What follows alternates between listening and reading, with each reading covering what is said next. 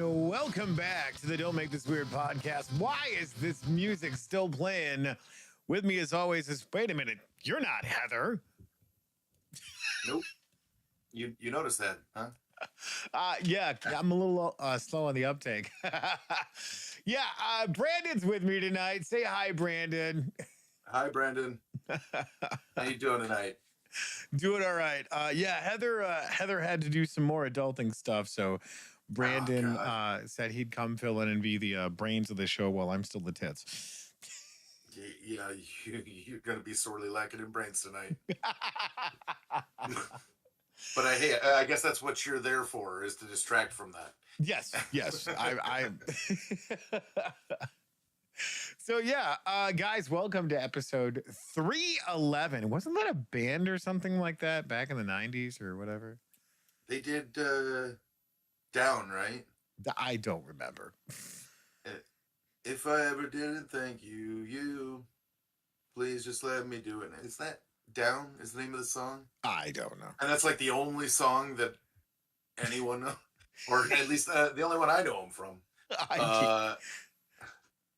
Now I want to play that. Right. I honestly don't remember. But anyways, how's your week been, Brandon? Let's get into your week, buddy. It's been full, actually. And a lot of it's been hanging out with you, actually.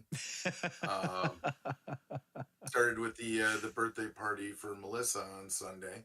That was a blast.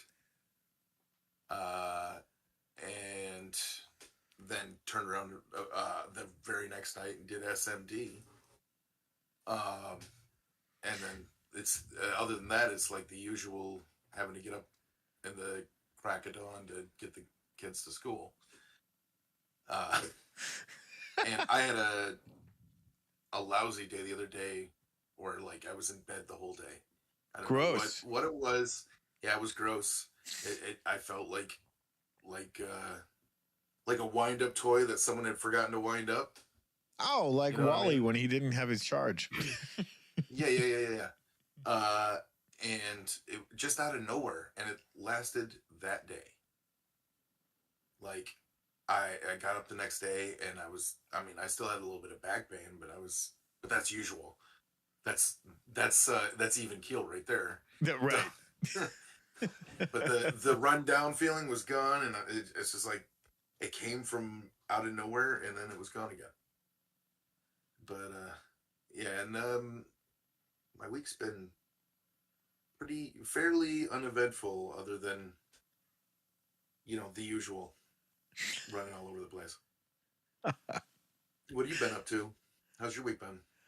Well, my week, oddly enough, it's the usual shenanigans that we do on all of the channels that we go through and are part of.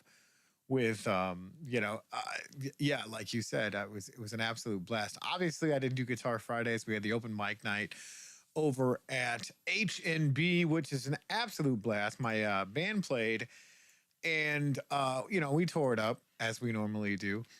We had some people do some karaoke. That was pretty freaking awesome. It's really cool being part of the community for not only networking with musicians and whatnot, but doing all this like social media stuff and being able to be part of so many shows. I didn't do Chill Stream because I was doing just that. I was networking with being part of the community and whatnot. And of course, Sunday night we had Melissa's birthday, which was great. Some bomb-ass burgers, brats, and dogs. And everybody showed up, and we threw cards for most of the night, which was so much fun. It's crazy. She's a brutal opponent to play against. I know. I do it every month with leagues, and it's insane. And then, of course, we did SMD. Got to throw some cards. Tempest was finally able to come back in the studio after having Jay's cow AIDS, I think it was. I don't I don't remember what. I think that's what it was, yeah. Yeah. And then Tuesday, obviously, Rule of Cool. Some crazy stuff happened on that episode. If you guys missed it, you missed so much. Didn't somebody get cacked?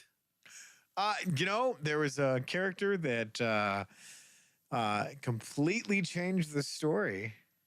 No. Yeah, there's Tell me more, you gotta go watch the or episode, yeah, man. yep. That's right. I got to go watch the episode. I forgot about that. And then, of course, in true fine form and fashion, Wednesday nights, we jerked it like only two jerks can actually do it. It was so much fun. You were there, Yep, I and completely left that out. which was great because we had Captain Waffles joining us. Yeah, he That was stomped so my much face fun. in promptly. Yeah, shout out I think to I helped him. Captain. Love that stuff. It was so great. And Guy and his new interface he got. We're gonna talk about that a little bit later on. Oh yeah. Those of you that were paying attention were in there because it's there for ever and ever, yeah, for all time. Yeah, well, not that one actually. But yeah, no, he's got that new soundboard, and he's got some choice clips from Heather the last night. Oh God, that's great. That I can't wait for people to hear. Oh yeah, it was great. Well, in our group chat, they were popping up, which was so much funny. But let's get over to chat real quick and say hi to everybody that's in there. You guys, if you're in chat, say hi, and if you're on your social, share that social out there, because this is an hour and a half you will never get back ever. Over here in YouTube land, we got Baghead. Sup, weirdos? Shut up, Brandon. Is Baghead back from vacation? I mean, that doesn't sound like Lauder. No, that sounds like Baghead. Baghead is feeling extra large. What? And then Louder's over on Twitch saying, hi, y'all. Kind of looking pasty. There's that. Baghead says, Mr. Guy's side soundboard. Yes. Yes, that was absolutely epic. But yeah, as the weeks, roll out and do all the things that they do, we're constantly doing many different things. Obviously, last night we got to play some MTG Arena, and it was so much fun having one of the fans of the channel, Captain Waffles, jumping on and hanging with us live. He had some righteous shades, and we did a re-stream or simul-stream. I'm not sure what is it called? Is it simulcast? Simulcast? I don't know. It's one of those things that I'm not smart enough to figure out, but I just push a button and it does a thing. So you just had a very get off my lawn kind of moment there. Yeah, that's showing my age. But no, it's so cool how the technology to be able to do the things that we do. And being able to collaborate with people that are halfway around the world. Hell, they might as well be on the other side of the world doing this stuff and being able to hang with friends and people that, we call loved ones and family, and being able to do the stuff that we do and creating the content that we create. And I call myself fortunate and lucky and humbled by it because we've met some very interesting people over the years of doing this podcast and 311 episodes. Yeah. It blows me away at the cool people that we have met on this journey of doing this stuff. Understandably. Yeah. I mean, and there's talk, I believe there's plans for the crew and I think even possibly Bad Boy Gaming himself coming and joining for another big get together, right? That is the rumor that I've heard. I mean, here's the thing. When the Attitude Crew shows up, I have no idea who's showing up. So, and knowing Dave, knowing Guy, knowing Jay, they always have something up their sleeve. So I just sit back and go, and here we are. That's kind of that's the normal state for being around them, is just like you're in that constant state of what is going to happen in the next few moments. I don't know, but it's going to be good. Oh God, yeah. Well, and I mean, it was great. So to give a little bit of backstory about some of the stuff that we did last time when those guys showed up, my band was playing for the St. Patty's Day party, and it was so much fun because they're all hanging out, and they like went and grabbed food, and they did, a couple of games. They were playing games up at the the studio there, and I was warming up, trying to get my guitar in tune and whatnot. And then I see Joey come waltzing through the door, and I was like, "Is that Joey Moss? Holy fuck!" And my guitar player was with me, and I'm like, "I got to go say hi to Joey." So I go there, and he's like, "Hey, how's it going?" And I'm like, "Yeah, it's me. I'm Tony." He's like, "Where's everybody else?" I'm like, "They're upstairs. Follow me, and I'll show you where they're at." So I go walking upstairs to find Dave, Guy, Jay, and Matt Caster Mage. Right. And I come walking up, and here's Guy, who got a message from Heather going, "Get outside now. Someone's here." So I'm walking up the stairs. Guy is dragging Dave and pushing Dave to walking in front. And I come walking up the stairs, and Dave's like, "Hey, what's up, handsome?" And I'm like, "I found somebody," and step to the side. And here's Jay, and he's like, "Holy fucking shit, it's Joey Moss." Which was Yeah, so freaking cool, because after that, there was just the shenanigans it followed suit in all of that. It was an absolute blast with everything that we have done since then. And it was great because when the guys got here, Dave and Guy, I was taking my garbage out for the next day.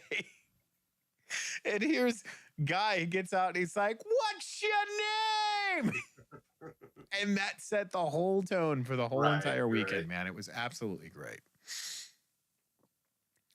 Yeah, it sounds like a blast. I got to be there for the draft at least, which was nice.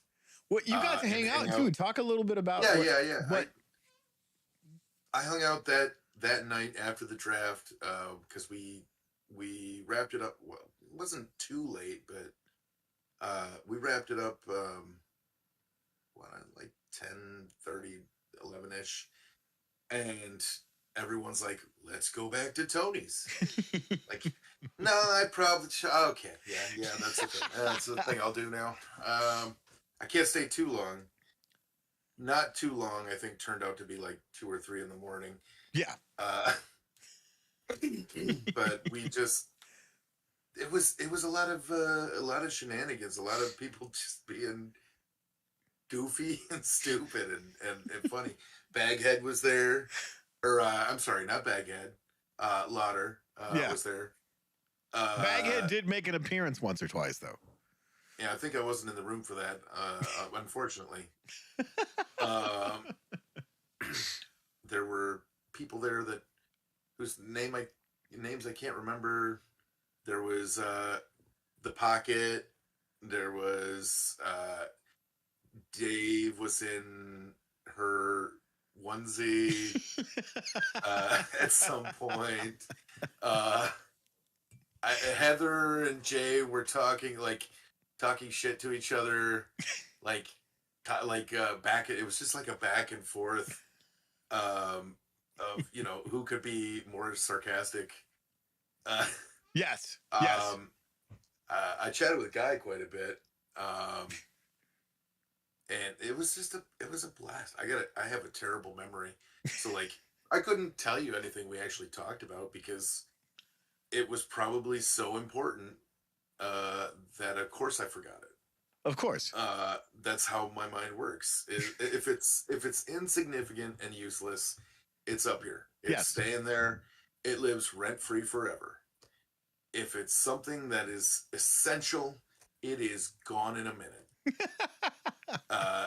So I mostly remember the vibe, the image in my head of the people there and the vibe, and it was a good vibe.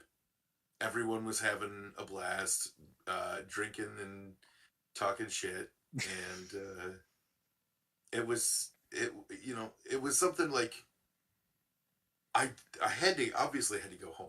I had to go home because uh that was what was that? That was that a Monday night No, or it was like I think a Wednesday night that we did yeah, I that. was Or gonna no, say maybe it was a Friday night we did that. no, I think it was a weekday night, I believe, because that was why I was like I have to go Yeah, they got here on a because Wednesday and they left on a Sunday. So yeah, and I was like I have to go because I got to get my kids to school in the morning.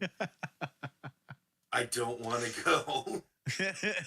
I'm having too much fun, right. but you got to do what you got to do. And then I wasn't able to get back over there the rest of the time they were there, and it was like I keep seeing these pictures pop up. It's like, oh, we all went to this place and ate, and Joey Moss showed up, and crazy shit happened, and you know. Dave met the president or something, and Wait, Dave, I'm like, when the wait, fuck did that happen? I don't know. I'm just a for instance.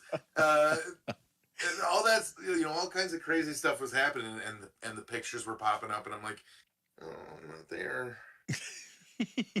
Uh, and I guess Baghead sang an amazing song at the party on stage with the Weirdos, Yeah, it was according to Baghead. well, and here's the best part about this. So obviously we have all kinds of colorful characters that hang out with us. And like you said, the vibe was very, very chill. I mean, there was nobody had egos when it came to being a content creator and you're in front of a camera and you're hamming it up, if you will. And that's the best part about it. Like that was what was so cool about meeting Joey. Joey's got what, 200,000 subscribers or some shit like that. Like he's YouTube Yeah, famous, man. I think it's approaching 250,000. Well, and that's what I'm saying. It's like he's YouTube famous. There's a shit ton of people that know Joey Moss. Here's the best part about it. Like when I got to meet him, it's such a humble dude, man. Like we did shots together and we hung out and chatted. I mean, if you guys get the chance to watch the video, it's over on MTG Attitudes. Just type in MTG Attitude Michigan. The video will pop right up, and it was so much fun because even Matt Castor Mage, like we did an interview with Matt Castor Mage, and that guy is so freaking funny. I don't think you guys truly realize just how funny Matt Castor Mage is. And he does market movers and all this other great stuff, but like, meeting these people, because you see them on your phone or your computer or your laptop or whatever it is you're watching social media on.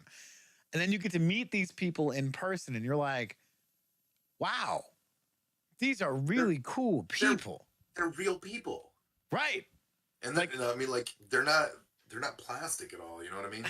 And I mean that I mean obviously I mean that in the real sense, but yeah. Also in the sense of like they, I mean obviously Joey's he's got like a very distinct personality that he puts in front of the camera. Yes.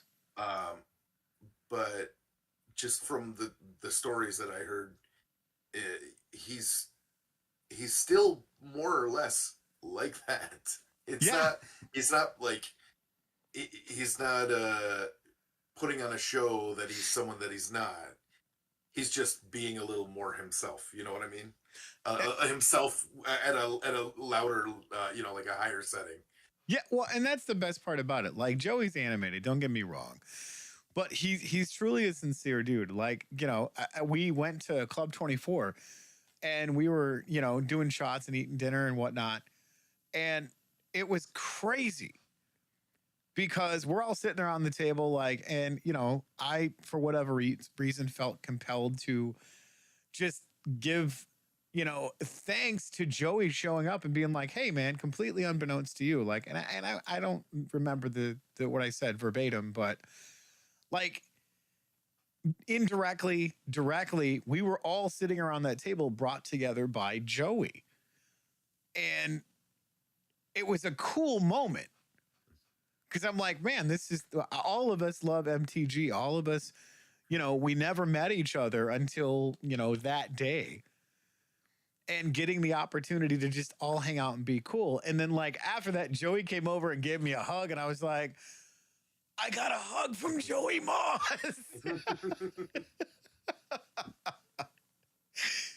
Like it was such a cool I'm never moment. And then washing these shoulders again.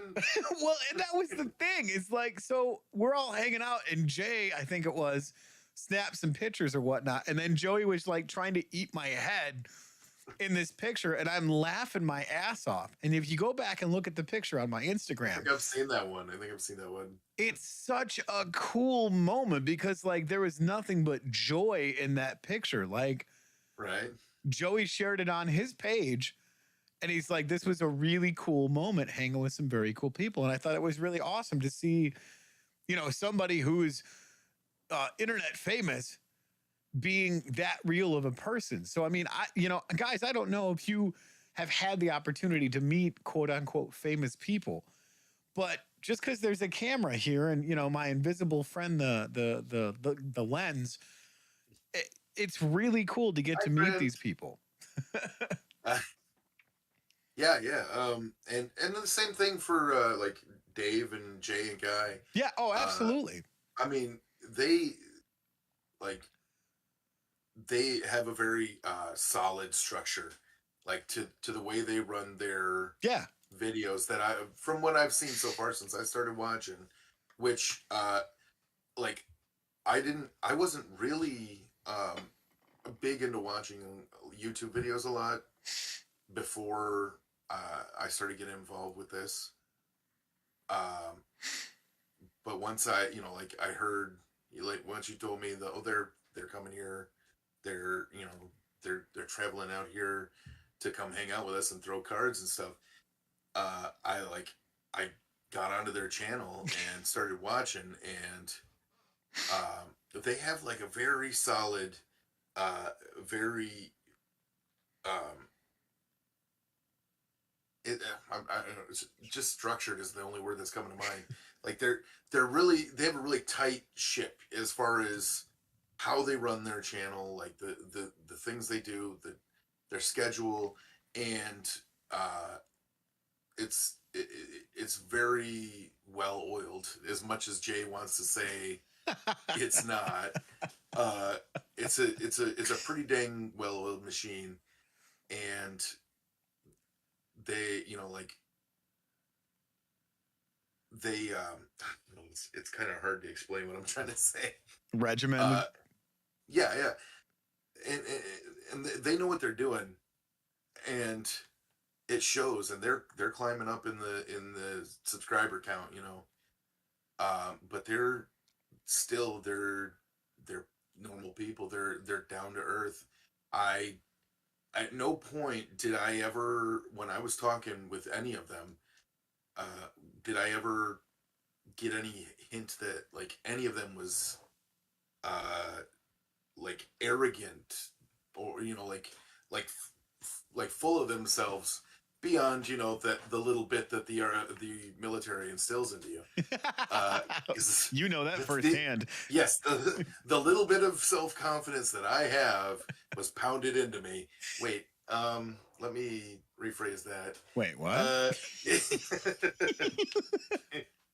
It was drilled. That's not any better, bro. It's not. No, it's not.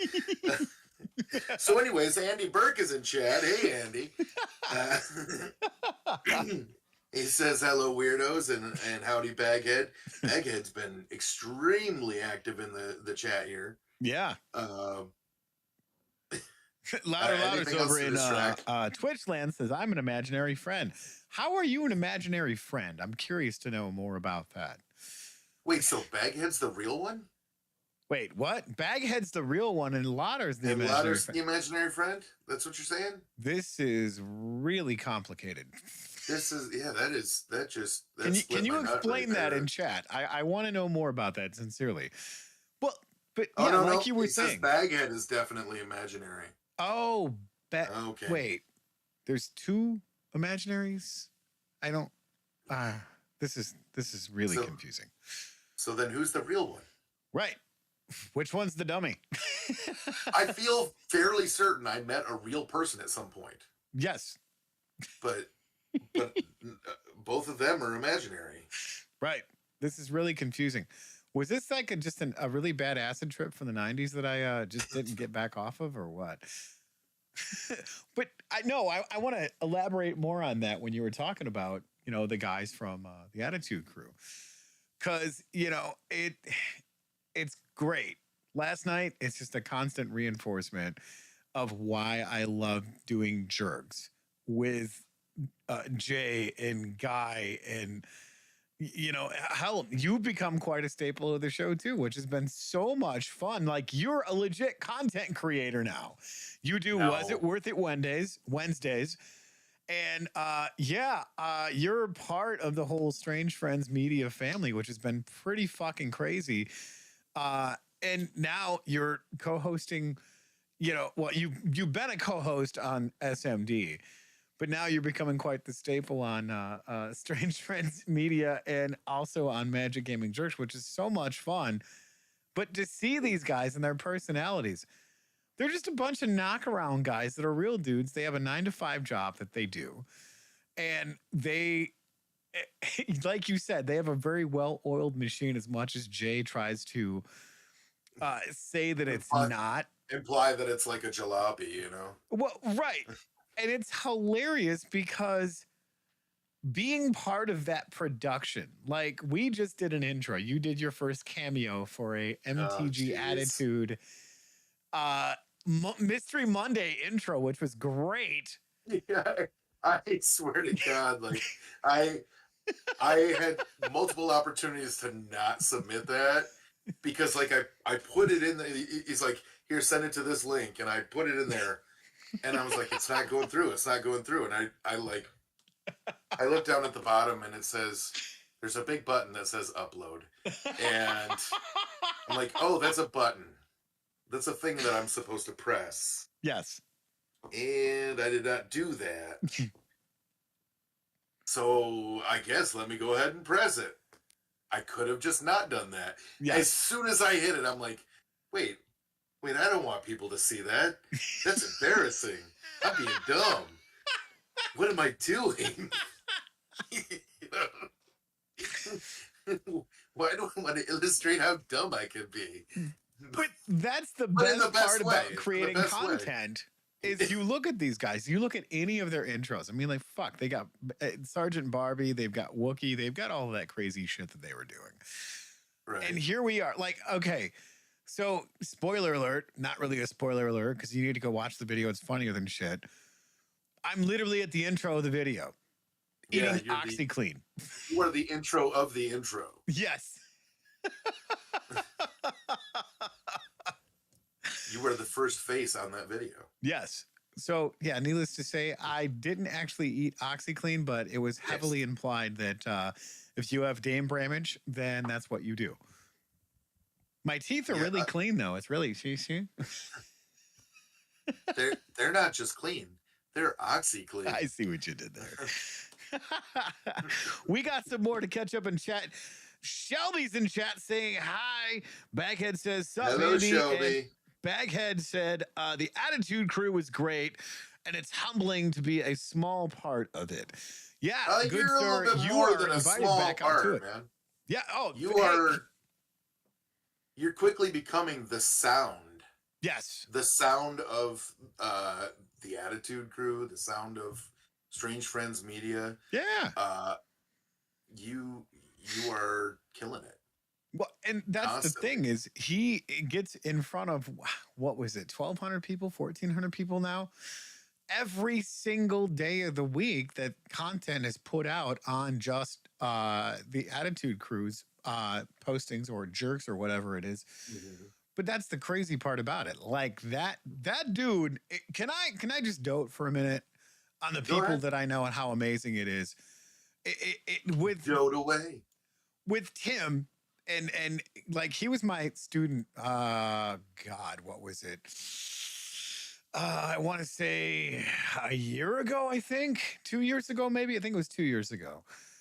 And I worked very closely with him in his studio. The man is just a wicked genius, and he doesn't think so. But he was composing this music, and he's constantly sending me daily, if not every other day, compositions of stuff that he's written. And I'm just like, dude, submit it to these guys. Like they're looking for this stuff. And now every single MTG Attitude Yeah, video they pop up, he's part of the intro. He's part everyone. of the outro. And it's just like that makes me proud that I was one able to be a teacher, but yet another confidant to sit and talk about music and go, hey, I do this. Maybe this will help things make sense more. And he tries to give me the credit because he's the one that's doing the compositions. I'm like, dude, it's right there. You're a wicked mad genius when it comes to compositions of music. Run with that, dude. I'm not doing that. You are. Right. And it's such a cool thing to see, like his genius be out there. Like it's so humbling to go, man, I'm friends with that dude. You know, I'm friends with Baghead. I'm friends with Louder Louder. I'm friends with the other, the hot looking guy that's in the screen with me right now. I'm friends with the Attitude Crew. I'm friends with Joey Moss. I'm friends with Matt Castor Mage. Like all of these people are just so freaking cool to hang out with. And I mean, I honestly, guys, throwing this stuff out in chat, I look forward to getting the chance to meet every single one of you in chat because you guys show up, you represent, you share, you do all that social media stuff with the like and the subscribe and whatever. And you guys come back every single episode. Like that means a lot to me. And you guys are awesome. I want to meet every one of you at some point. I mean, getting to have Chris Captain Waffles on last night. Yeah. On I would keep wanting to say Arena on Gaming Jerks was really cool, and like being able to get people that watch the channels and and enjoy the content to actually come and be involved in the content in the creation of it, and it kind of like I feel like it makes it kind of makes the community a little bit tighter knit. Absolutely. Even if just the tiniest bit just gets it a little bit tighter. And is that weird that I keep doing this? It's only weird if it makes squishing noises. Let me see if I can.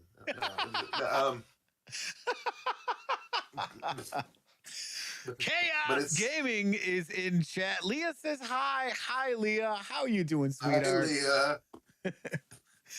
And Shelby says Zoe, hi, Andy Zoe. Burke. He says Tony grubbing down OxyClean intro on Attitude was hilarious. Thank you so much. It was.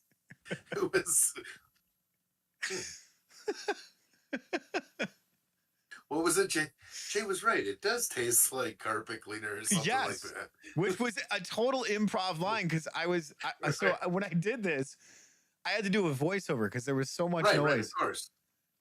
Going on. So I'm like, hey, Shelby, I need you to help me with setting up the lighting and doing the filming. So I'm just sitting here acting like a jackass. So then I scrubbed the video audio and then came over here and recorded a voiceover part of it. So I did it a couple of different times. And it was funny because he's laughing behind me as he's got the other set of headphones on. And I'm like, shut up. This is hard to do when all I hear is you laughing behind me. And I'm like, I'm trying not to be funny. I'm trying to do this in a serious delivery. And he's pissing himself laughing. Professional. Right. The consummate professional. Like, I kind of want to do another intro, just like me laying on the bathroom floor with OxyClean smeared everywhere. And it's like all over my face and everything. Like, oh, I had another binge night. Like I'm covered in laundry and OxyClean. Shit, what was I talking about? Just fan involvement, I think, something like that. Well, yeah. I mean, here's the humbling part about all of this, and that's what I think you were getting to, was being a fan of the channel. Like, Pipe Dream Gaming, I found because of Joey. MTG Attitude, I found because of Big Box Dave. And now to be part of that channel and helping do intros. And I'm just like, what the fuck is going on? Like, let me pinch myself because I'm nobody. No, you're not. But you get what I'm saying, though. Is getting the opportunity to do these things. I get what you're saying. Being the fan of something and now being part of something that's so much bigger than all of us because it's you guys hanging with us and then being able to be on an intro for something. And I'm just like, this is crazy. Like it's very surreal. I'm like, that's fucking funny. The dude just ate OxyClean. And I'm like, wait a minute, that's me. What the fuck? It's so weird to watch. And it's so meta sometimes. I'm like, I can't believe I'm part of this. This is so freaking cool. I accidentally hit something on my phone and got off the video. Yeah. And so I'm like, I gotta get back on so I can stay up with chat. Baghead says, I think music creation, Dave in a onesie polka is going to be a Baghead biggest hit. I cannot wait to hear that. And then Andy Burke says, next on Tony Tries, question mark. Oh God. It to get to do this stuff. And I mean, you know, Dave, Guy, Jay, we've always talked about how can any of this be taken serious? Because it's literally just one dick and fart joke after another. And you guys love that. You come back for more. Because that's how you get through life, man. Yeah. One dick and fart joke at a time. Please, we co-host a show called Suck My Dick. Oh, speaking of which, I actually watched that episode last night. And I realized I should definitely apologize to you and Tempest, because I literally told you what to do. Like, I told you, hey, don't do that to my creature. Do not do that. Don't do it, because it's going to be bad for you. When really, it was going to be bad for me. It might have been good or bad for you, but it would have been the same for you, really, I think, either way. Yeah. And if you had taken that out, then honestly, he would have probably spent the turn taking me out of the game and left himself open to you. Yep. And so I kind of, I screwed you over, and I'm like, that was kind of a dick move. That was not so. I should not have done that. I listened to the way I said. I was literally like, "Do not do that. Do not do that." And then afterwards, after you said, "Okay, I'm just going to do it to this," I'm like, although you can do whatever you want. Like, I'm trying to. It sounded like, am I just trying to save it so that I don't sound like such an asshole? Here's the best part about SMD is I don't give a shit if I win or not. I love being the face of the show because it is what it is. Nobody else, I don't know, is just if you stay in something long enough, you either have the ability to be that thing, or you're just like, okay, well, I'm here. I should probably do something that is going to be worth some sort of value, because it's this whole thing is still so weird and meta to me. But the thing that I enjoy is throwing cards with my friends. Right. And if I win, if I lose, none of that shit matters to me. What matters to me is I'm throwing cards with my friends. I get that. I kind of feel the same way, except I like amongst my siblings, the way I grew up, there's always some measure of competitiveness. Oh, yeah. I don't mind if I lose a game. It gets a little frustrating when I lose multiple games in a row, though. That's when I start to get like, okay, I don't know if I'm having fun anymore. You know, because playing is fun, but winning's funner. You're Uh, right. Andy uh, Burke says we come for the gaming content, but stay for the dick and fart jokes. Don't forget to tip your waitress. I'll be here all week.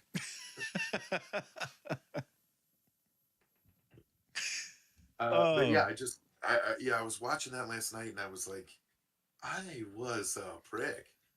That was a real terrible thing to do, and it's. I think that was the second time where I literally like. Not the second time. The first time was I literally like scooped immediately after something happened because I was like, I'm not trying to be, uh, a dick or anything like that. But now that this has happened, me playing out the game is not doing anything for me or really anyone else because I've got nowhere I can go from here. right. And so it's like, why not just accelerate the game for everyone else by taking myself out of it? Uh, and then not last night, but on SMD, it was that same sort of situation, except I was selfish. I was like, hey, no, don't take me out of this.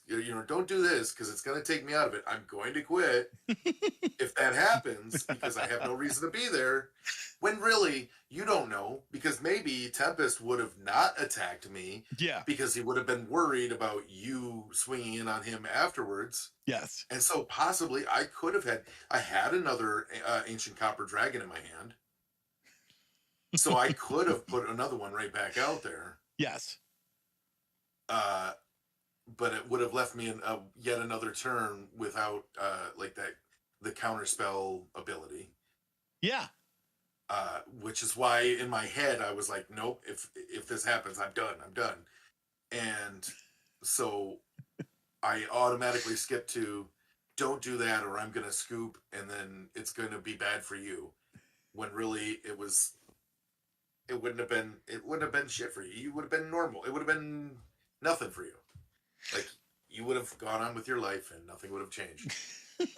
Maybe you would have won. Who knows? See, and It's hard to say that with Tempest around, but that's the thing that I enjoy about throwing cards because it's one of those things that none of that shit actually matters until your life's at zero. And I can't tell you how many games I've played over the years. I mean, I've been playing since 1994. And I've gotten out of Magic, sold my cards, and just been done with it for a couple of years. Got back into it with friends going, hey, you play Magic? And I'm like, yes. And spent stupid amounts of money and time and doing all that other stuff. You play Magic? I do again, I guess. But that's you the had thing, to though. say that word. I played so many games and won so many games and lost so many games. And if I would have scooped, the outcome would have been I'm just done. But the best part that I've learned about, and I've been at countless tournaments. Like since 1994, I can't tell you how many tournaments I've been in. And I won a lot of big tournaments, but sold all of my stuff because when I got out of it, what do you need the shit for anymore? And I was always a D&D fan because, playing Dungeons and Dragons, I'm like, yay, I'm going to go smash stuff and be a murder hobo with my friends. But then Magic brought me back into the whole art thing. So I like playing to where I am completely obliterated. And then that Magic top deck puts me right back into the game. Yep. It's it's that exact thing. When I'm trying to remember what it was I put like after you that exact same moment after I told you, hey, you don't want to do that, and you decided to go a different route, and then it got back around to me. Yeah. The next card I drew, I don't remember what it was, but the next card I drew, I was like, oh, I've won. It's just I've won now. That's the game. Yep. And like if I had, I think it was another one of those Nadir's Nightblade. Because I had one in my hand that I had been holding on to until I got the Ancient Copper Dragon out. Right. And then when I drew the second one, I'm like, oh, I can use the first one to get the second one out, and then just lay them to waste. And yeah, that's exactly right. It's like you don't, especially if a lot of people play a certain way. They'll build their decks with four ofs kind of across the board Yeah. for so that it's a reliable, like a reliable deck that's always giving you the exact same thing, more or less every time.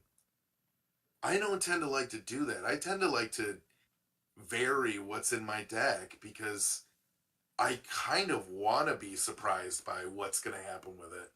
You know what I mean? Especially in Commander, Yeah. where you can't do multiples, but there's a lot of spells that function more or Very less exactly similarly. the same. Yeah. I don't like to pick a deck full of similar spells. I like to vary it up so it's like, oh well, then if I do it this way and combine these two things with this, and then possibly I can win this way. And like when I played that when I ran that Minotaur deck for the first time, I fucking hate that deck. that card that you hated so much, the monument or whatever it was that was did damage for when all my creatures that were tapped or whatever. Yes. That was like a placement in there on a whim. That was put in that deck because I was like, oh, that's interesting. That might work out sometime. And the fact that it did it the very first time I played the deck, you're all like, well, that's how this deck works. That's exactly how this deck works. And now we've got to destroy it every time. Yep. And I'm like, I could play 10 more times and not see that card again.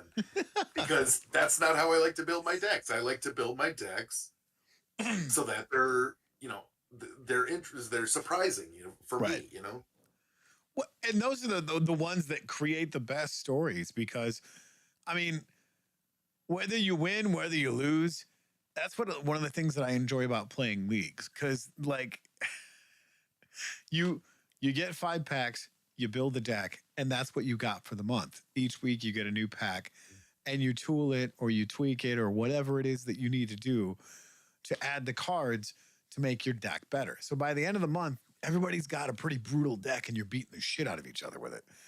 Mm-hmm. And I can't tell you how many times I've had a losing streak all week long. And I get to the end of the last couple of people and it's competitive as shit. And we're literally like biting and scratching and clawing and fighting and kicking. And then I pull out a win and I'm just like, yes, because my board's been wiped 15 times and I'm still pulling out and getting the top deck of the century to put myself back in the game. And every single time I do damage, it's 1 or 2 to get my opponent down to 0. And it's hilarious because as well as I do, whether you're going to a pre-release or a draft or anything along those lines with people that you've never met. And then you have these great epic wins or these great epic losses playing this game. That's what it's about. Jay said it best. Dave said it best. Guy said it best. It's about the gathering. And, for sure. Jay and Guy still have stories like, Dave, remember that time we played? And holy cow, like, I can't believe you dumped 37 lands and you only had 20 lands in your deck. Where the hell did that come from? Just like shenanigans like that, right. Like, where the hell does that shit come from? And it's such an absolute blast of literally entertainment, playing a fucking card game. And now these people are in my life, and I could not picture my life without them. I don't want to know what my life would be like without them, because it's the gathering. It's you guys here on the chat with us. It's my lovely co-host with the beautiful eyes and the headphones talking about this crazy game that. You're better looking than me. Shut up. The point being is that here's this game that we're playing. And whether it's tomorrow you guys watch this or whether it's 50 years from now, get in, go do a game that is competitive and just makes you think, but you also meet new people, and it's about the gathering. I mean, it's such a cool thing. It's not about dollars and cents. It's about how can we be competitive to keep challenging each other. I mean, I heard a statement, God, probably in the early 2000s when I was still in Magic, that Magic is chess with cards, but it's so much more complicated than Oh, that. so much more. But yet Yeah, it's so easy to grown. play that somebody just getting a deck or teaching them how to build the deck, the first time out, you can win playing a deck that you built. And it's so infinitely crazy. Like, what was it? Kyle Hill did a video on Yeah, yeah, YouTube yeah. here about literally Magic the Gathering being a computer. And Yeah, it being able took, to build a computer in a game of Magic. yeah, and it takes what, 487 years for the turn to resolve. Yeah, It's yeah, it was something like that. insane. Yeah. And it just it's so freaking cool. And finding out, like, here's the thing that I completely enjoy, and I talk about this all the time, but it's such a cool thing. Like, the game brought us together. And then you find out other people have very similar interest and creative points, like working on this series with Jay. And all you guys are reading it, which I'm still like, I don't know, maybe it's an insecurity of mine or something of going, I did something creative and now I got to hide it away because I don't I don't know if it's good enough. And yet hearing, I've I've sat there on multiple occasions and listened to you just jam on your guitar, uh, just just like sitting there watching you like just feel what you're doing. You know what I mean? okay, And not even like you're not playing any uh, composed or written song, anything like that. You're literally just, and this is what I mean mystifies me about people that do play music is there like the ability to do that to just essentially you're free form creating constantly for minutes, several minutes on end, just out of nowhere, out of your head, out of whatever like mini, you know, pocket dimension in your brain is just producing an endless source of creativity. And like it mystifies me that you're able to do that. Like I'm, I think I'm a fairly creative person. you You are. know, I'm like I like to think up stories. I like to think up ideas. I like to think of solutions to problems. Being able to on the spot freely compose music and execute it at the same time and just follow it. You literally like follow it as you're like I can see on your face that you're like, oh, that's where I'm going with it. Oh, and up. Oh, okay, yeah. Oh, yeah, that's good. Oh, let's go that way. And just your ability to do that, you have like an endless font of creativity. Just based on that, you can tell that you don't have anything to worry about because even if even if you show your script, your TV show script to 50 people and none of them like it, there's 50 people out there for those 50 people that love it. They're gonna love it because that it's born from creativity. You know, Yeah. that same creativity that you use to ride your music,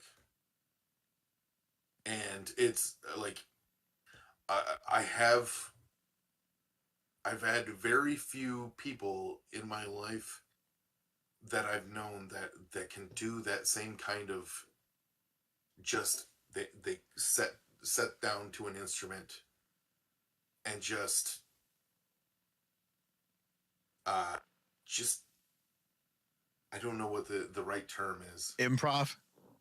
Just well, not the verb, just like just whimsy comes out. You know what I mean? Just uh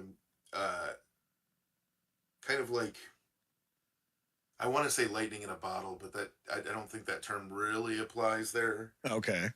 But you know what I mean? It's just something that can they can sit down to an instrument and just like the like just a creation comes out of it that they didn't know was going to come out when they sat down, but it came out. It was there, and it went out into the world. And because I'm not able to do that, I've had one friend that does the same thing, but when he sits in front of a piano, Okay. and he's amazing. Like he'll sit there and just create. And this is someone you've actually met, but he'll just create. He'll sit down to a piano and start letting his fingers play the tickle the ivories as they call it, Yeah. uh, and just let something come out of that, and it's not something that he wrote. It's not something that he planned, and it's the same thing I see when I've sat down.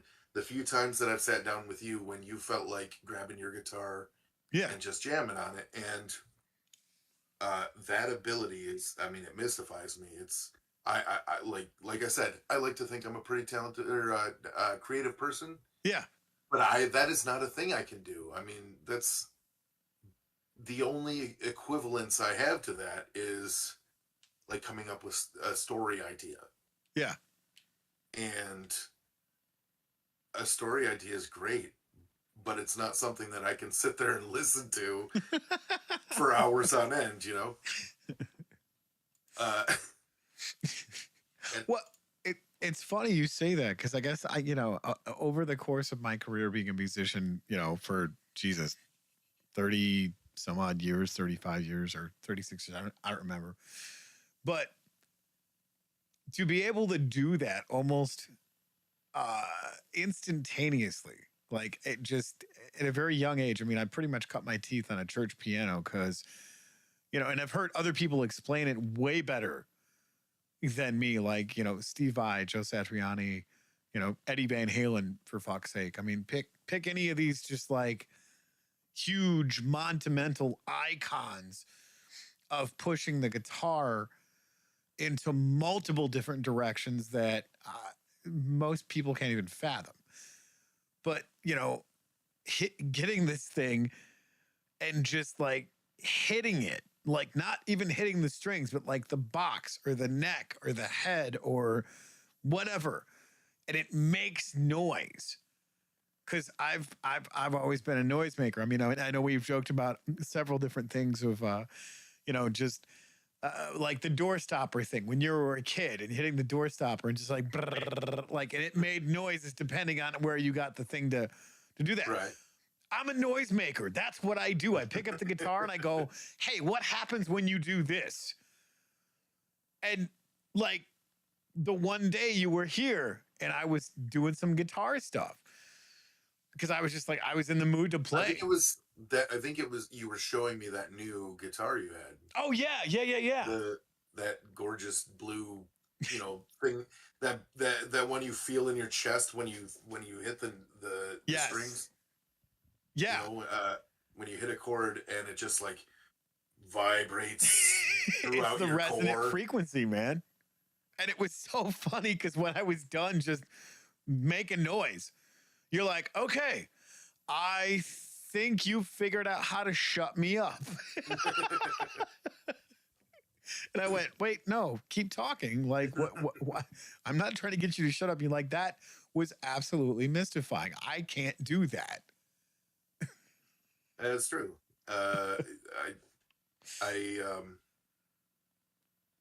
I've always been enamored, I guess is the right word. Okay. With with that ability, and it's I've always found it captivating. You know, I because I mean, and if you had heard, and I'm sure you probably have, what Trent Reznor had said about whether or not Nine Inch Nails would be touring anytime soon. Yeah. His response was no. You know, like that's not anything I plan on doing again, at least not anytime soon, because music is not taken now the way it was taken even just 10 years ago. Yes. It's so many people want to treat it like a background, Yep. like something to just drone in the back of their head, you know, while they're doing something else. Yep. And not focusing on the music itself. Yeah. And so like I constantly like I mean, you know, not necessarily constantly, but I often think I need to figure out some way to get my girls engaged Buy them a record player. music. Uh, Seriously. no, that'd be broken so quick. No, like legit. They are both under 10. Dave Grohl, I love that guy. One of the nicest guys in rock and roll. He said, he asked the same question. He's like, how do I get my girls into music? And he bought them a record player, and he showed them how to be physically engaged in music, because you have to pick up the needle. You have to drop the needle on the record. You have to let it spin around so it makes the noise. You're physically engaged in the music instead of just going, oh yeah, we're just going to throw on a Spotify playlist and call it a day. When you are physically engaged in music, then it becomes an experience that becomes part of you, and it stays with you for the rest of your life. Right. Exactly. And that's what I want from that. That's what I want them to experience. There's been so many times where I have felt just like shit, like the world was just stomping me in the spine, you know. And I've had music that has like gone on that journey with me. I've had music that has pulled me out of that. You know, there's been so many times where I've been like in my adult life where I have laid in bed and like jammed out to System of a Down. Yes. Like one song on repeat, because it was that one song in particular. I think at that time, the particular time I'm talking about was Vicinity of Obscenity. Yes. And great track. And just played it like probably about 10 times on repeat at least. And just performed along with it. Yes. You know, like just in my head, I'm like, I'm on stage doing this. Yes. And just like feeling the music. And I'm like, that's been such a positive thing to me. Like experiencing music and like exploring how I feel about the music that I enjoy and how the music I enjoy makes me feel. Yes. Yes. You know, how it can make me feel, how I can change how I feel by choosing the music I play. Absolutely. I want to talk more about this, but it is the top of the hour. We need to take a quick break and give a shout out to all the channels. Before we do that, I'm going to get caught up in chat real quick. Backhead says, always fun hanging out with y'all. And Chaos Gaming says, music is my escape. We're going to get into that right after this quick break, but we're going to talk about some of the channels here real quick. Let's get into the people that are under the Strange Friends Media umbrella, which is so much fun. I'm still so incredibly humbled by the fact that so many people want to come partner with us and help this media group grow. It's awesome. Such a cool process. And there's more that are coming down the pipe. Heather let me in on a little secret, and I'm going to tell you, it's really freaking cool what she's doing now. But we'll get into That's that really later. exactly what you're Anyways, doing there with the uh, mic. do you want to talk about the ones I'm that jealous. are affiliated with us, not under the umbrella, but affiliated with us, Brandon, if you want? Sure. Well, let's see. We got. Yeah, this is so small on my screen. let me let me close the chat. We've got Twiddler's Place, of course. Yes. Small Initiative Impossible. No, they're under Action the umbrella. Surge. Oh yeah, I'm sorry. Yep. Yeah, and that's that. I think I've pointed this out to you. That's spelled wrong. Did you notice that? That's totally on them. Innovative Impossible. Yes, innovative. We've got Chaos Gaming. Tempest Striker Gaming. Well, No, they're under the umbrella. Yeah, I'm sorry. I'm trying to parse which ones are actually part of the channel. Rule of Cool is not, though. Correct. It is not part of the channel, but it's affiliated. Yeah. And then MTG Attitude is technically not part of Strange Friends Media, but we're like kissing cousins. Is what exactly. And just as weird. This Gaming Jerks is kind of half in, half out. Right. We've got we could shout out Bad Boy Gaming too. Oh, of course. And Madcaster Mage. Yep. Love those guys. I want to say the square looking dude up in the corner, but I know he's actually part of us now, right? Oh yeah. Well, let me get it. I'll take over from here with the ones that are actually under the Strange Friends Media umbrella. We love these guys. Baghead, obviously, Suck My Deck, Tempest Striper Gaming, Chill Stream, Guitar Fridays. Guys, I am trying so hard to get back onto the schedule for that, but it has been so difficult. Dragonfly Heart Gaming, Initiative Impossible. You guys are watching the Don't Make This Weird podcast. And Gaming Jerks, sort of kissing cousins. They're under the umbrella, but they're not. It's one of those weird things. We love those guys so much. But guys, these are in the featured channels links. Go check them out. Show some love. Hit the like. Hit the subscribe. And we can grow this community so much if you guys help us out. And we can't do it without you guys. Like, we appreciate you so much. And you guys always showing up, showing out, showing some loud love in chat. And I mean, hey, anytime you're in chat, say hi. We love to shout you guys out. We love to go through and get, your guys' opinion on all of this. In fact, Andy Berg says, which famous guitar player would you play a game of MTG with? Honestly, I don't know who plays Magic the Gathering. That's a guitar player. Is that a stipulation that they have to be a guitar player? Or not a guitar, that they have to be a Magic player? I mean, I'm curious. It's just like, I don't really know many guitar players. Could it be like a guitar player that doesn't know the game, but you're giving them their first lesson?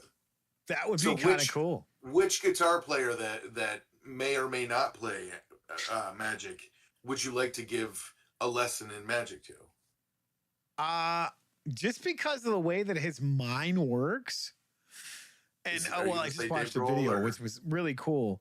But I would like to sit down with Paul Gilbert, because I just watched an interview with him and Rick Beato, and just the way that his mind works and how he's just constantly feeling that groove and just doing things is the coolest thing ever. Because, it's Paul Gilbert. Like, the guy just lives and breathes music 24/7, and he's excited about it.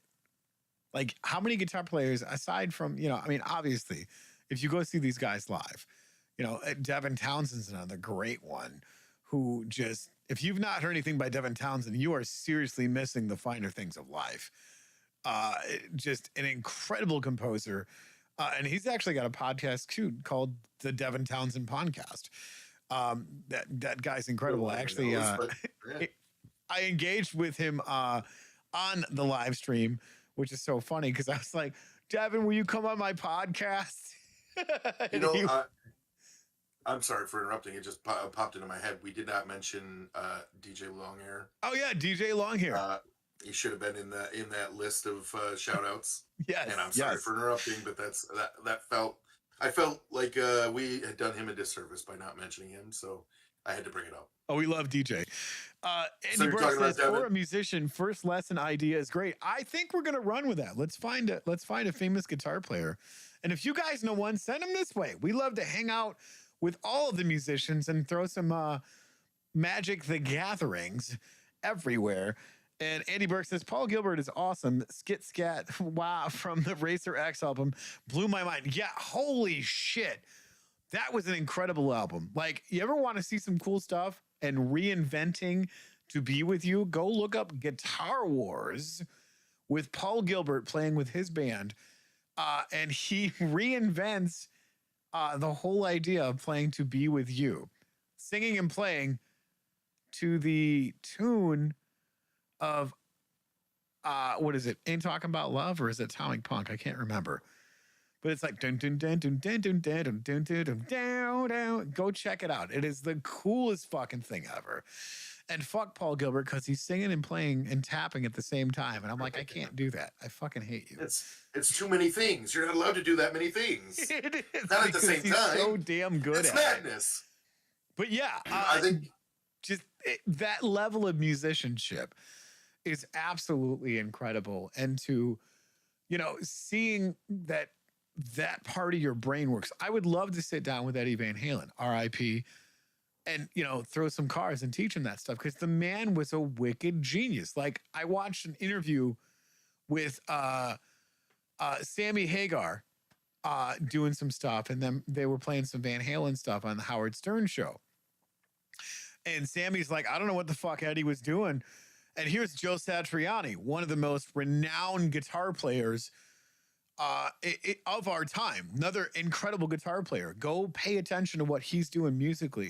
It's head and shoulders above pop music and any of this other simple stuff, but he's still creating melodies in instrumental rock music. And he's just like, oh yeah, Eddie's doing all of this stuff that most people don't even realize. It sounds great. It's great rock and roll, but it's also, from a music theory standpoint, it's very complex stuff. And Joe was playing some stuff, and everybody's like, oh, he completely shit the bed. I don't think you understand how virtuosity works. Eddie was not only a great rock and roll guitar player, he was also a virtuoso in creating Van Halen. Like, prior to Van Halen, that didn't exist. Eddie went, whoop, like you were talking about, Brandon, pulling out of a clear blue sky and going, I'm breathing this into the world. Like, go back and listen to some of the music before 1977, 1978, when Van Halen came out. There's murmurings of what Eddie was doing because he was hugely influenced by Jimmy Page. But when you look at what Eddie did in the culmination of all of that and putting it together, and only Eddie Van Halen could do what Eddie Van Halen did from a music standpoint, and everything forward from Van Halen. Like, I used to be a Van Halen huge fan with Diamond Dave. Now that I've older and I've more matured and I've listened to music with a totally different ear, and yes, I've had to train myself to do that, I'm becoming more and more of a Van Hagar fan because of how well the music was written. Like, it's great to be a party band and do all that other crazy stuff. And Van Halen wrote some of the greatest shit ever. When they came to Sammy Hagar, it was like, oh, okay. Now there's some virtuosity on the table. Sammy could do everything Eddie was doing with the guitar with his voice. It was insane to watch just the pure magic and inspiration come out of Eddie Van Halen and Sammy Hagar. And I was just, go back and listen to it. Like, it's mind-blowing at some of the stuff that they wrote. Straight out of 1984.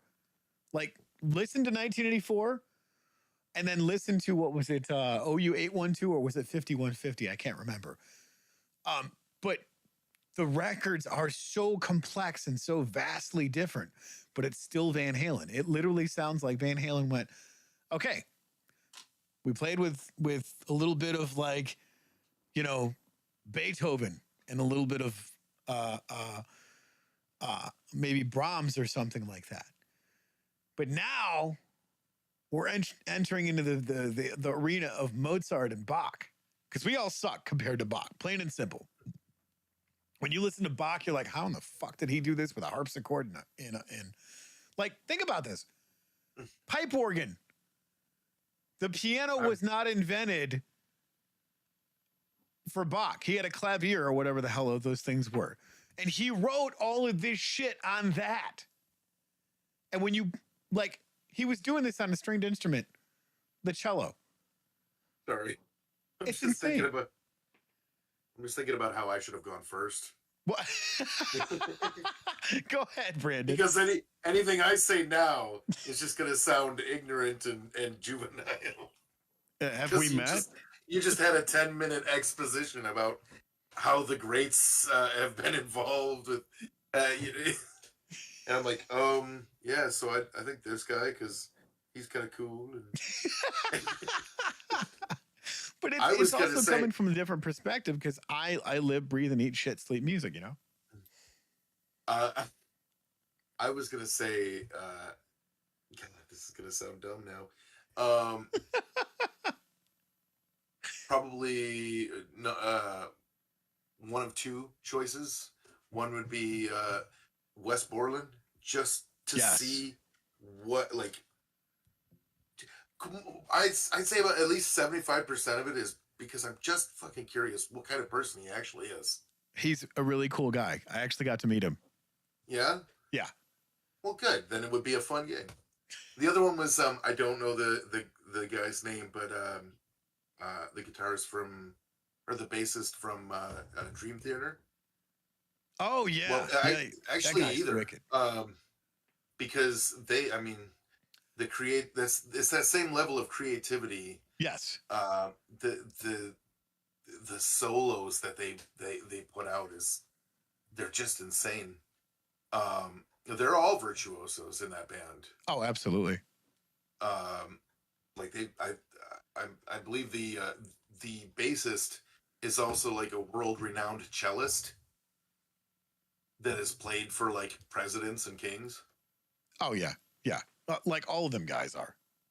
And like I remember my friend telling me about this. The dude had in an interview, someone asked him, like, you've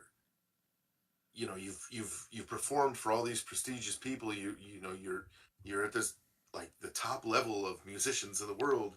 Why are you doing this? It's like, because rock bands are fucking cool. John Rowe Mayon. That's who the bass player is. That sounds right. Yep. An incredible musician. Like that's the thing that I enjoy about those types of bands. Like Mike Portnoy, an incredible drummer. You want to see just how cool rock and roll bands are? Look up the Winery Dogs, because it's him, Billy Sheehan, and Richie Kotzen. And there is so much cool rock and roll in that trio. And then anything that, what the hell's his name? Damn it, the guitar player. John Petrucci. Such an incredible musician. Andy says, I'm picking Andrew Berlew as long as he creates the sound for the game. Yes. Yes. And yes. Well, and that's proof right there that, coming from literally the school of hard knocks and trying to figure out music and why it makes the noise that it makes from a theory and educated standpoint. And then obviously we can't have any of that without someone like you, who is the listener and just appreciates it for what it is. Whether you're banging your head to a rock band, or you're just going, that sounds really fucking cool. I like that. I want more of that. Because you need listeners as much as you need people that have that analytical part of their brains that can go, I'm just going to pick my guitar up and play it, or I'm going to bang on this piano or drum set or bass and make noise. And you have people like yourself that are listeners are going, that's fucking cool. I want to do that too. I love being able, like, I love the involvement, I guess, that music has in my life. I love that. I love things from, you know, varied, many and varied, from, Moonlight Sonata to, um, like, Poison, you Yeah. know, No, just, that's a great I that's a great way to explain it. it, it, I don't go, like, I don't go anywhere without my radio on. And usually it's, unless it's like before 10 a.m., because I love free beer and hot wings. Uh, I don't go anywhere without my radio on, and it's almost always tuned, or switched over to my, like, media, my library, my music library, which has, like, I don't know, like 400 and some songs and growing. Because I cherry pick, because there's a lot of music that I love, but there's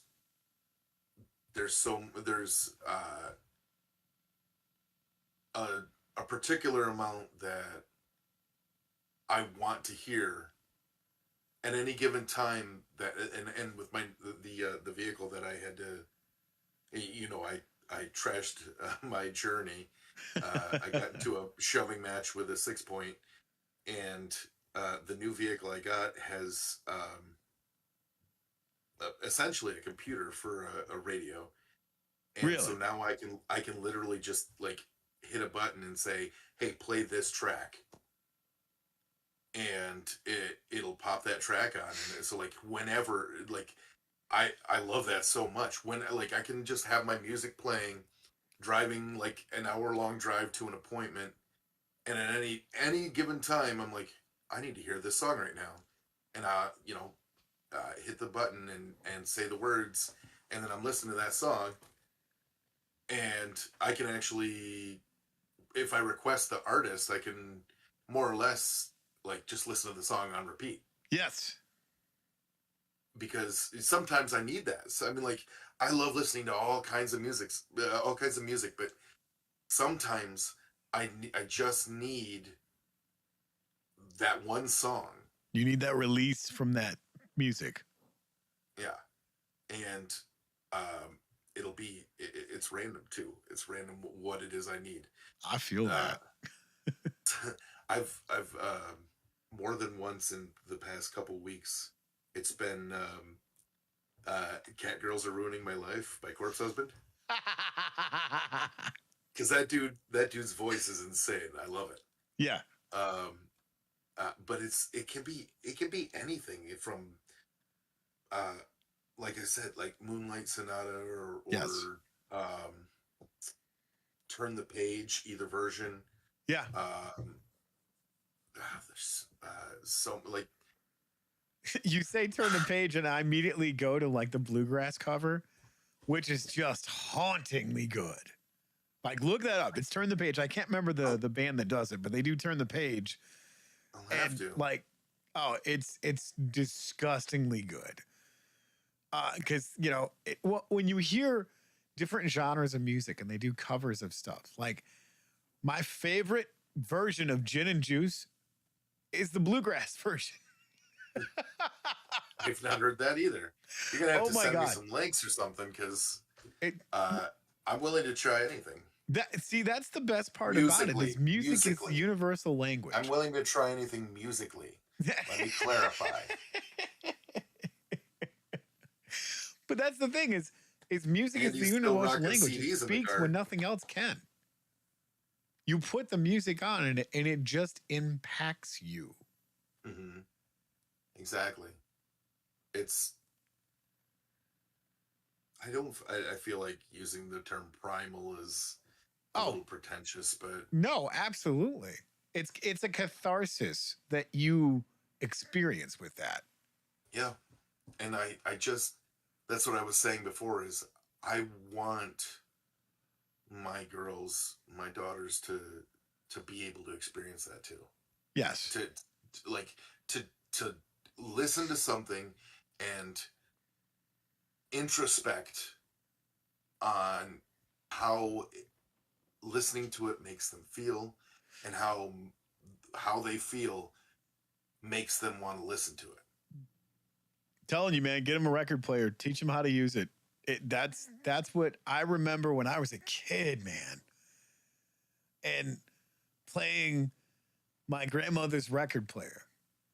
Like, it was just so freaking cool. And I remember the first time that like I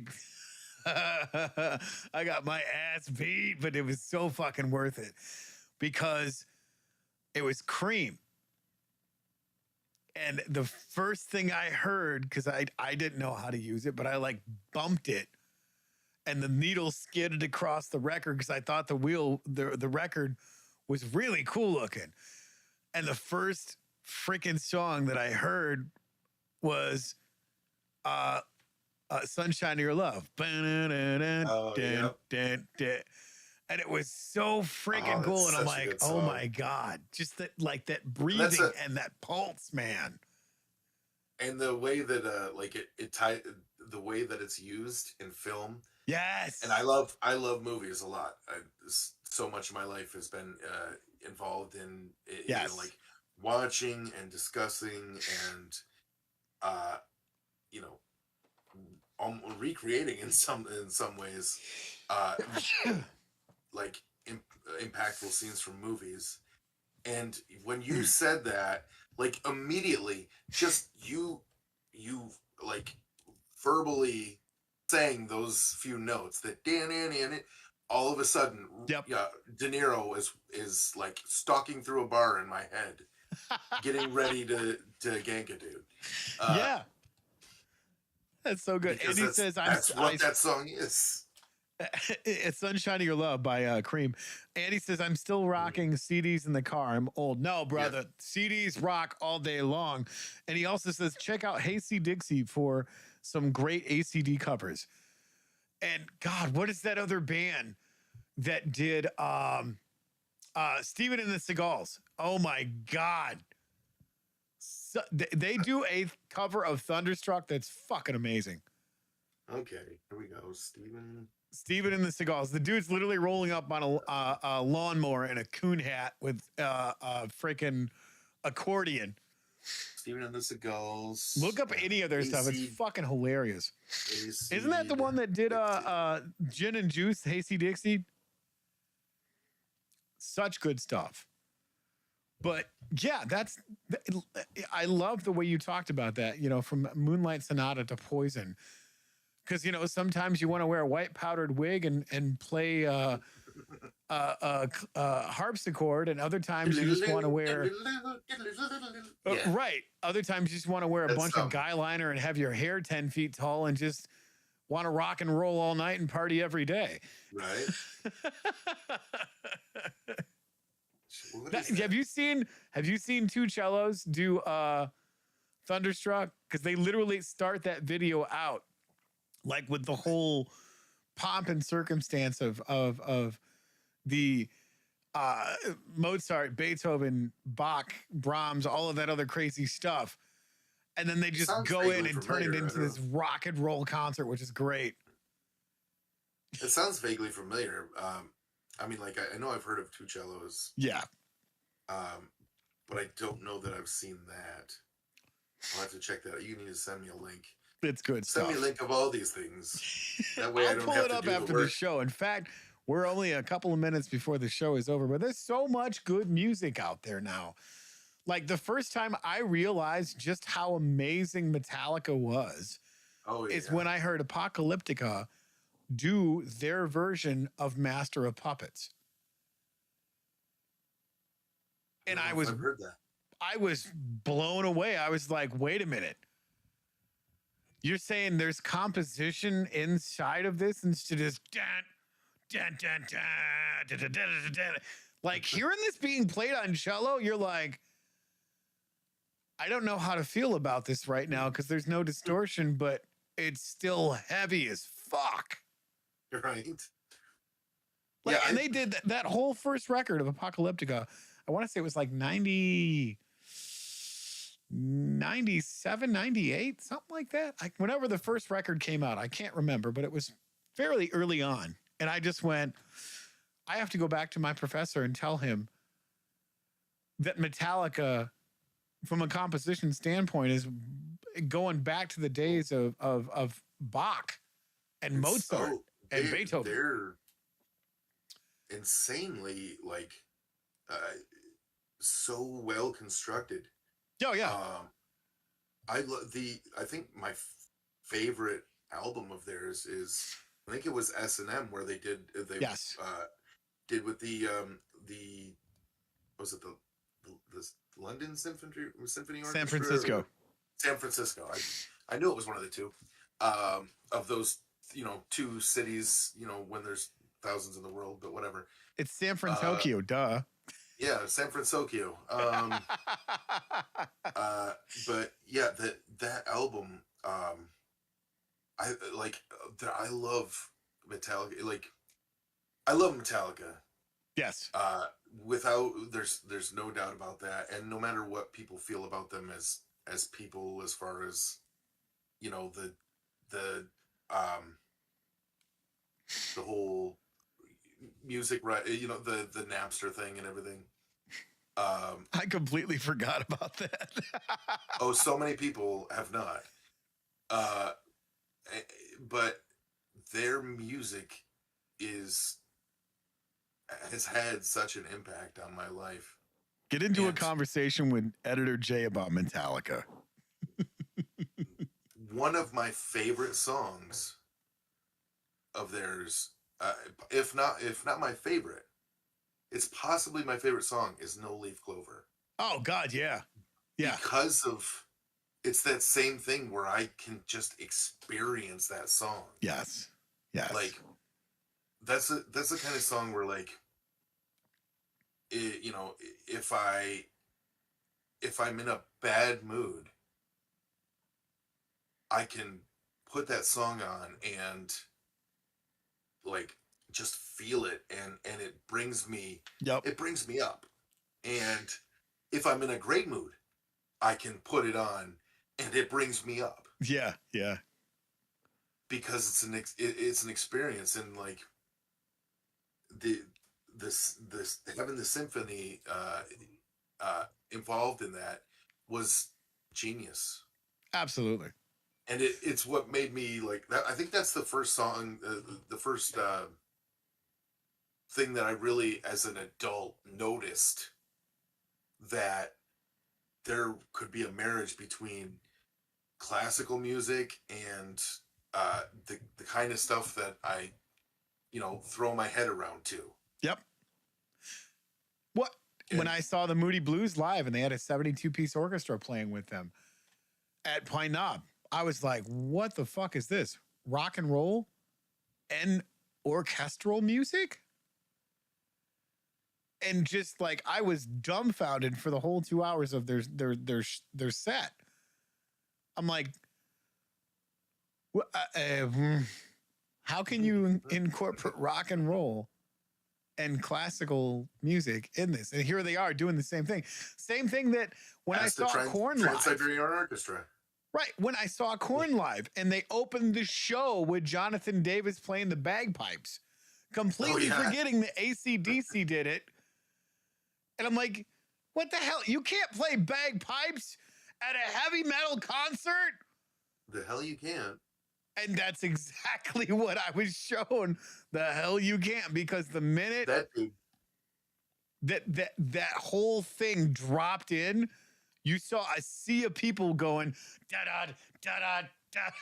It was amazing, man. Oh God, that dude is a virtuoso too. Jonathan oh God, Davis. yes. Andy Burke says, I played some Apocalyptica for my mom one time. She said, that's beautiful. Who is it? And oh, the joy of telling her who wrote the song. Nice. Yes. Yes. And see, that's the thing, is when you package music in a way that people it floors them when they find out who composed the music. That's what I love about looking up different covers of popular music. Like I could go on for days about how much music that I enjoy that's popular music, but truly can't appreciate it until it's wrapped in a package that I want to hear. Like Wrecking Ball, I hate Miley Cyrus when she was doing all that bubblegum pop bullshit. But I heard a metalcore version of Wrecking Ball, and I was like, all right, I'm fucking jumping on the bandwagon. This is a badass tune. No, no one does that song like Ron Jeremy. You're not wrong. Speaking of making shit weird, guys, we are at the cutoff point here. So if you like what you see, you better on this long, hit the like button, hit the subscribe button. We're here every Thursday, well, every day of the week, I should say, doing all kinds of shenanigans. We appreciate you guys hanging out with us, making it weird, talking about all kinds of stuff. Andy Burke says Misfit covers by the Natuli Brass Band. Yes. Oh my God, dude. That is so fucking good. But yeah, thank you guys so much for hanging out with us. Brandon, thank you for coming to hang out and being the brains of this outfit. And I'm the tits because that's just how it works, buddy. Anything you want to leave on the signing off note of episode 311? Is this where I do the? Am I supposed to do the Heather thing? Because since I'm filling in for her. Sure. If that's what you want to do. I'm trying to think if I left anything out before we sign off. I don't know that you have it. I think we pretty much covered everything. All right. And now my daughter's at the door yelling like she's the police. So on that note, don't forget, keep it weird. See you guys next week.